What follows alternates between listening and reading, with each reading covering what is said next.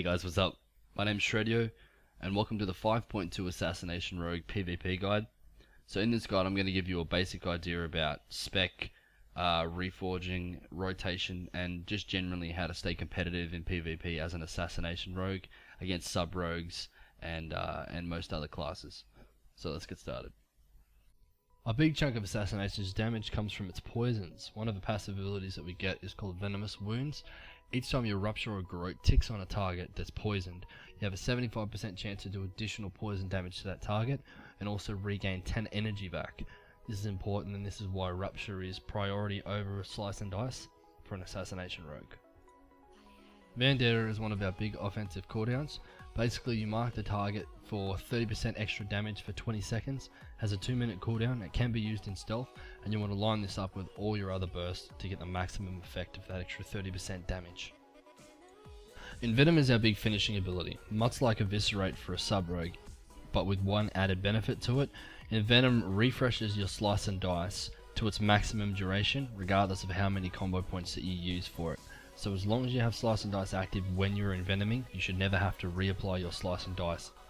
As far as talents go, you have a lot of flexibility as an Assassination Rogue. I use a very similar spec for both sub and assassination. The only difference is for assassination I use Paralytic Poison, for sub I use Prey on the Weak.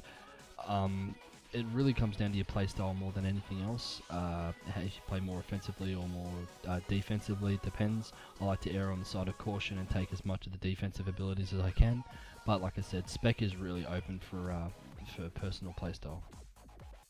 You don't want to deviate too much as far as glyphs go from your typical sub glyphs, basically because the glyph of blind is pretty much priority. The Garrote Silence is really good. I mean, the only glyph that you could substitute would be the Cheap Shot one. Because you're not using Cheap Shot in a Shadow Dance, it's not as important to have that extra second. It's still nice. The only one that I've tried testing instead of Cheap Shot is the Recoup glyph, which increases the healing. It basically bumps my recoup up from 14k to about 16k. So with the rotation for an Assassination Rogue, you want to open up with Garrote so you get the passive energy regen from Venomous Wounds. I use Garrote, Cheap Shot, Ambush, so I have 5 combo points to put into a Rupture when my Garrote falls off.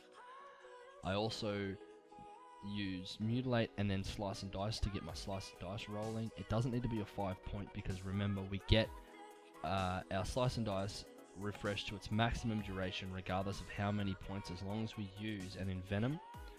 But you do want to maintain Envenom, using Envenom at 4 or 5 combo points, because every combo point that you have, you do additional poison damage when you do Envenom, so 5 combo points would be the maximum amount.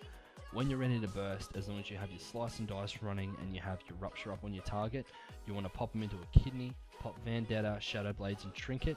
One added benefit to a sub-rogue that we have over a sub-rogue is Mutilate generates 2 combo points, not 1. So our Mutilate with Shadow Blades can sometimes generate 4 to 5 combo points in one ability, which means that we can pump out a lot of Envenoms very fast, which is a lot of pressure.